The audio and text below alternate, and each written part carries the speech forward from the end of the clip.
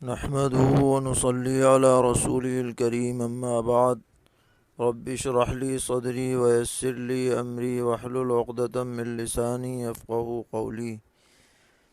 دینی رہنمائی کی مجلس نمبر 173 میں سبھی سامعین کی خدمت میں السلام علیکم ورحمۃ اللہ وبرکاتہ عرض ہے۔ آج کی مجلس کا پہلا سوال یہ ہے کہ ہم نے اکثر علماء کرام کو یہ کہتے ہوئے سنا ہے کہ اسلام جیسا پاکیزہ مذہب کوئی اور نہیں، اور یہ بھی کہتے ہیں کہ طہارت کے مسائل اسلام میں ہیں، دیگر مذاہب میں نہیں ہیں۔ لیکن مفتی صاحب، حقیقت یہ ہے کہ غیر مسلموں میں بھی پاکی اور طہارت کے مسائل پائے جاتے ہیں، اور ان کے مذہب میں بھی صفائی ستھرائی کی تاکید ہے، اور یہ بھی ہے کہ روز پانی سے نہائے، ہاتھ دھوئے اور صاف ستھرا رہے۔ حالانکہ یہ بھی حقیقت ہے کہ اکثر غیر مسلم لوگ طہارت نہیں لیتے، لیکن ان کے مذہب میں تو ہے۔ اس لیے یہ کیسے کہا جا سکتا ہے کہ اسلام سب سے زیادہ پاکیزہ مذہب ہے؟ اس کی وضاحت فرمائیں۔ جواباً عرض ہے کہ جب یہ کہا جاتا ہے کہ اسلام جیسا پاکیزہ مذہب کوئی اور نہیں، تو اس کا مطلب یہ ہوتا ہے کہ طہارت اور پاکی کے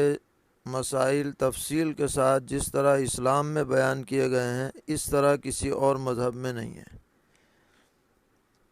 چنانچہ اسلام میں ہر دن 5 مرتبہ نماز پڑھی جاتی ہے، اور نماز کے لیے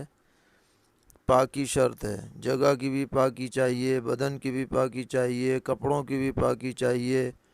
اور پھر باوضو بھی ہونا چاہیے۔ پھر وضو کی تفصیلات ہیں، اس کا خاص طریقہ ہے، اور کب وضو باقی رہتا ہے، کب ٹوٹ جاتا ہے۔ اسی طرح غسل کب فرض ہو جاتا ہے، کن باتوں سے غسل ٹوٹ جاتا ہے۔ پھر پانی کے مسائل ہیں، اور طہارت حقیقی کے مسائل ہیں، اور حکمی کے مسائل ہیں۔ اتنی تفصیلات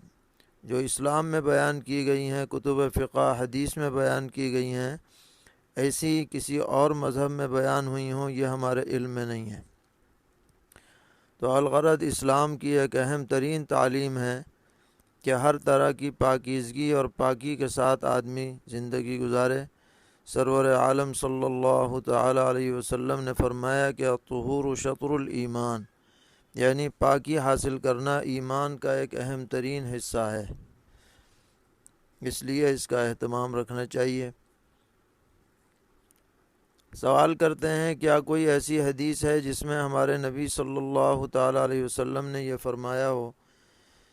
کہ اگر میں عشاء کی نماز میں مصلی پر ہوتا اور میری ماں مجھے آواز دیتی تو میں اپنی نماز توڑ کر انہیں لبیک کہتا؟ کیا حدیث شریف میں اس طرح کا کوئی مضمون آیا ہے؟ جواباً عرض ہے کہ اس طرح کی ایک روایت امام بيهقي نے شعب الایمان میں نقل فرمائی ہے، لیکن اس روایت کے اندر ایک راوی نہایت درجے کا ضعیف ہے جس کا نام ہے یاسین ابن معاذ۔ اس کو محدثین نے متروک الحدیث اور منکر قرار دیا ہے، اور اس کی عادت یہ تھی کہ یہ اپنی طرف سے باتیں بنا کر اور ثقہ راویوں کی طرف منسوب کر دیتا تھا۔ اس لیے اس روایت پر کسی بھی فقیہ نے عمل نہیں کیا ہے، اور اصل حکم شریعت کا یہ ہے کہ اگر کسی کی فرض نماز کی نیت بندھی ہو اور والدین میں سے کوئی اسے پکارے تو وہ نماز نہ توڑے، بلکہ نماز مختصر کر کے ان کی بات کا جواب دے، الا یہ کہ کوئی ناگہانی واقعہ پیش آ جائے کہ اگر فوراً جواب نہ دے گا تو ان کی جان کو خطرہ ہے،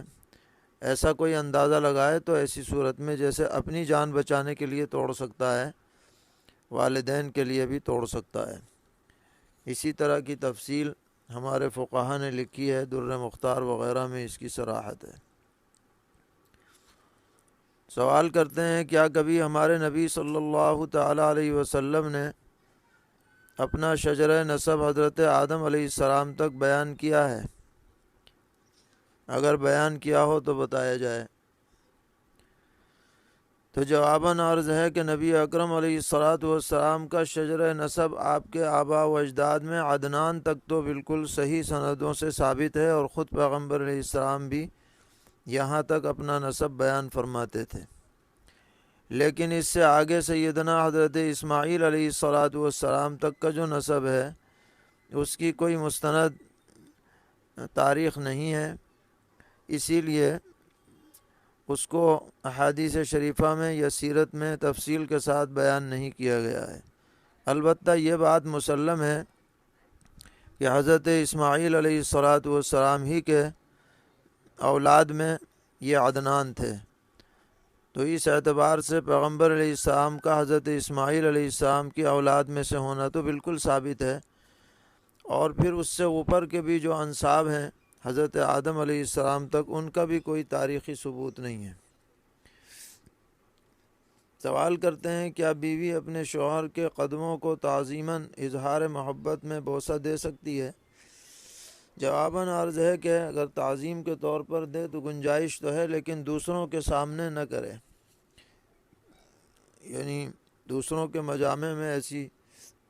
ایسا عمل نہ کیا جائے۔ سوال کرتے ہیں کہ مدینہ منورہ میں نماز عصر اور مغرب میں تقریباً 2.5 گھنٹے کا فرق ہے، اور ہم لوگ اس وقت مدینہ منورہ میں موجود ہیں اور ہمیں ریاض الجنہ میں داخلے کا موقع مل گیا ہے، تو نماز عصر کے بعد ہم نفلیں پڑھ سکتے ہیں یا نہیں؟ اور اگر پڑھ سکتے ہیں تو مغرب سے کتنی دیر تک پڑھنا درست رہے گا؟ جواباً عرض ہے کہ حنفیہ کے نزدیک عصر کے بعد سے لے کے مغرب تک کوئی نفل درست نہیں ہے، اس لیے آپ نفل نماز نہ پڑھیں۔ البتہ قضاء عمری پڑھ سکتے ہیں جب تک سورج زرد نہ ہو جائے، یعنی تقریباً آدھا پون گھنٹہ پہلے غروب سے قضاء عمری بھی موقوف کر دیں۔ سوال کرتے ہیں ظہر کی سنن قبلیہ کو بعد میں پڑھنے کا عادی بننا کیسا ہے، یعنی ہر دن ایسے ہی آدمی کرے؟ جواباً عرض ہے کہ اس طرح کی عادت بنا لینا صحیح نہیں ہے، اتفاقاً کبھی چھٹ جائے تو بعد میں پڑھ لی جائے۔ سوال کرتے ہیں کیا خالہ بھانجے کے ساتھ عمرہ کرنے کے لیے جا سکتی ہے جبکہ خالہ کا شوہر موجود ہے لیکن وہ فی الحال عذر کر رہا ہے اور بھانجا جا رہا ہے، تو خالہ اس کے ساتھ جا سکتی ہے یا نہیں؟ جواباً عرض ہے کہ خالہ بھانجے کے لیے محرم ہے، سگی خالہ اگر ہے تو، لہٰذا اگر کوئی فتنے کا اندیشہ نہ ہو تو وہ بھانجے کے ساتھ عمرے کو جا سکتی ہے۔ سوال ہے کہ ایک غیر مسلم ڈاکٹر ہے، وہ کسی مسلمان کو اپنی طرف سے حج پر بھیجنا چاہتا ہے، تو کیا اس کے پیسے سے حج کرنا جائز ہے یا نہیں؟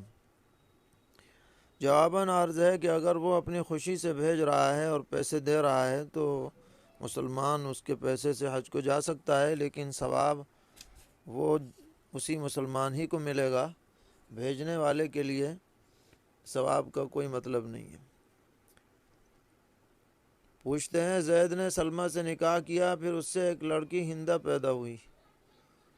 پھر سلمہ کا انتقال ہو گیا،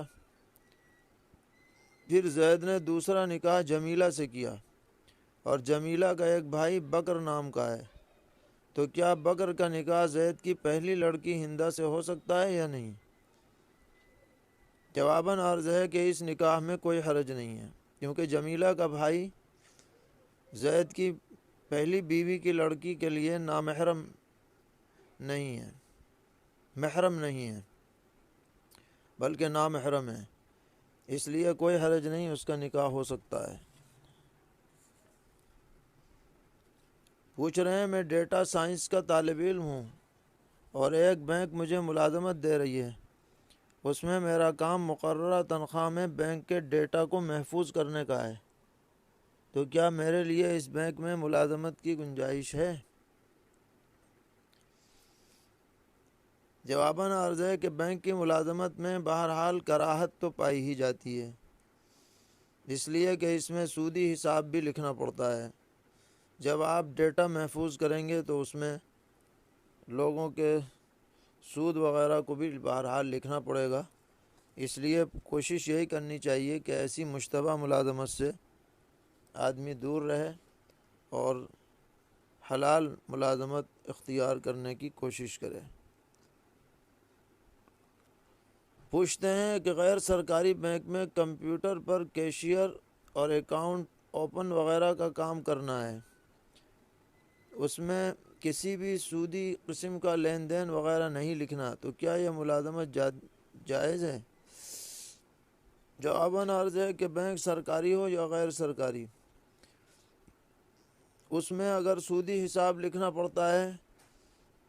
تو اس کی ملازمت بہرحال ممنوع ہوگی، اور اگر بقول آپ کے سودی حساب کتاب لکھنا نہیں پڑتا، حالانکہ آپ لکھتے ہیں کہ کیشیئر اور اکاؤنٹ اوپن وغیرہ، صرف اگر کھاتہ کھلوانا ہے تو غالباً اس میں تو سود نہیں لکھا جائے گا، لیکن کیشیئر والا تو سود میں مبتلا ہو سکتا ہے۔ اس لیے ایسی ملازمت سے کہ جس میں سود کے اندر تعاون کسی بھی درجے میں پائے جائے، مسلمان کو اجتناب کرنا چاہیے۔ پوچھتے ہیں زید کے 6 بیٹے ہیں، سبھی بالغ ہیں، کچھ بیٹے مزدوروں سے کھیت کا کام کاج کراتے ہیں اور کھیتوں کی دیکھ بھال بھی کرتے ہیں، جبکہ کچھ دیگر لڑکے پرائیویٹ ملازمت کرتے ہیں اور کبھی کبھار ایمرجنسی میں کھیت میں بھی ہاتھ بٹا دیتے ہیں۔ تو دریافت یہ کرنا ہے کہ اگر ملازم بیٹا اپنا کچھ روپیہ بچا کر کوئی پلاٹ یا زیور وغیرہ لے کر اپنی بیوی کو دے دے تو کیا یہ جائز ہے یا نہیں،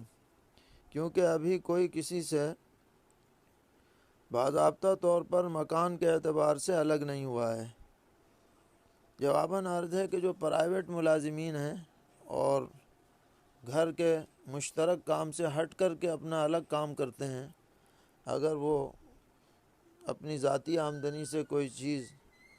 اپنی بیوی وغیرہ کے لیے بنوا دیں تو شرعاً اس میں کوئی حرج کی بات نہیں ہے، دوسرے لوگ اس میں شریک